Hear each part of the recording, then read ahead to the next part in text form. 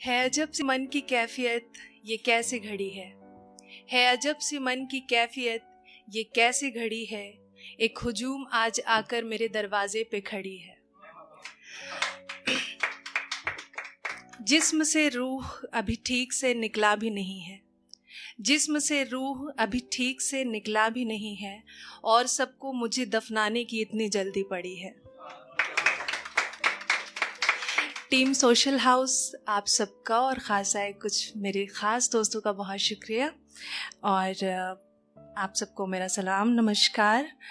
मेरा नाम राबिया खानम है। जो पेश करने वाली हूँ वो बेसिकली एक तसव्वुर है मौत का, कि हम शायद कहीं ना कहीं अफरा तफरी की ज़िंदगी जीने में इस तरह से गाफिल हो चुके हैं कि मौत जैसी हकीकत को भूल बैठे हैं।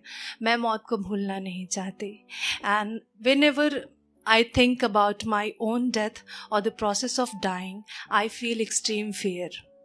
तो कहते हैं ना कि मौत जब दरवाजे पे आती है तो वो दस्तक देती है, मोहलत नहीं। और ये तय है कि डेथ इनएविटेबल है। मैं ज़्यादा वक्त ज़ाया ना करके शुरू करूँगी। इस ज़िंदगी का किस्सा एक दिन ख़त्म हो जाएगा। ये हिसाब किताब फ़लसफ़ा सब कुछ भुला दिया जाएगा।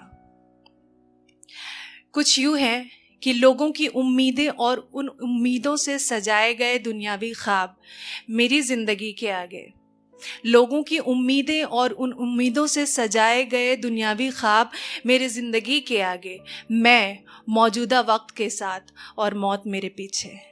यानी ये तय है कि ज़िंदगी एक दिन साथ छोड़ जाएगी, ठीक उसी दिन जिस दिन मौत मुझसे नज़रें मिलाएगी।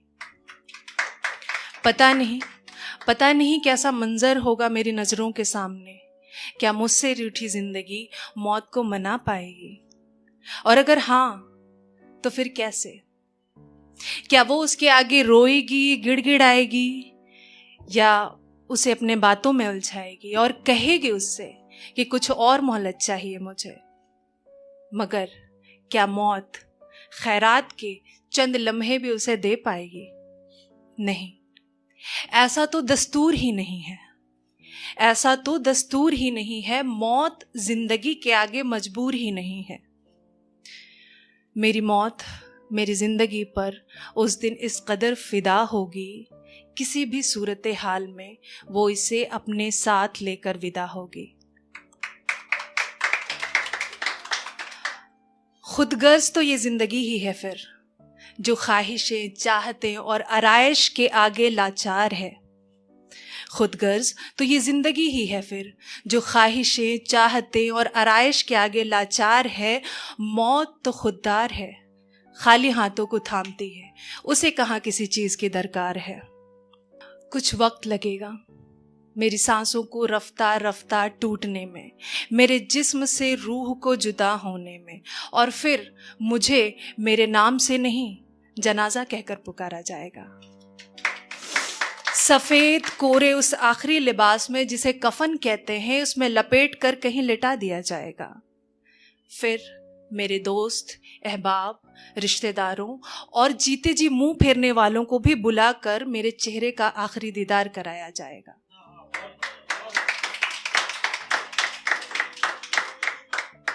कुछ खामोश होंगे, कुछ अश्क बहाएंगे, कुछ खामोश होंगे, कुछ अश्क बहाएंगे, कुछ महज खड़े होकर अफसोस जताएंगे।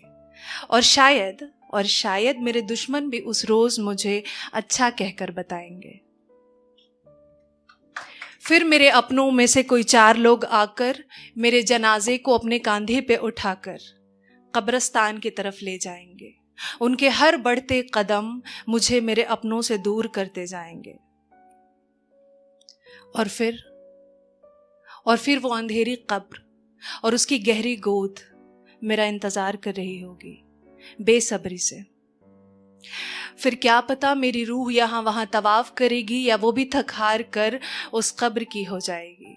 मिट जाएगा मेरा वजूद इस दुनिया से, हाँ इसी दुनिया से जिसे हासिल करने के पीछे मैंने दांव लगा दिया था अपना चैन, अपना सुकून, जिसके एवज में मुझे सुपुर्द खाक करते वक्त पढ़ा जाएगा इन्ना लिल्लाह व इन्ना इलैहि राजिऊन।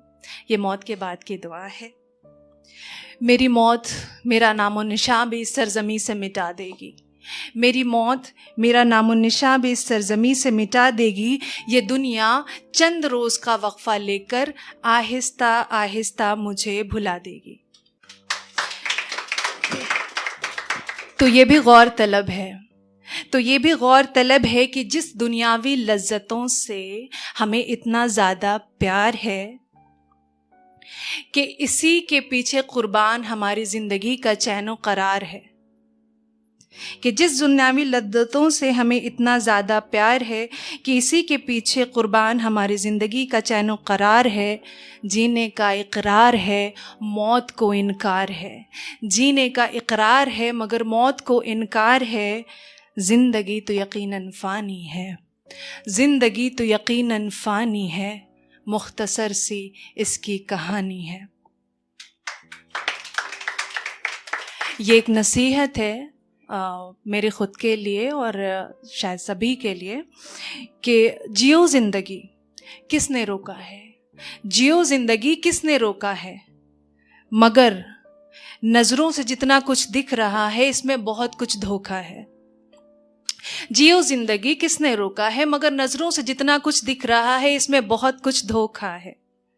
तो आखिरी यही है कहना कि मौत भूलकर ज़िंदगी जीने में न इस तरह गाफिल रहें, कि हम मौत भूलकर ज़िंदगी जीने में न इस तरह गाफिल रहें।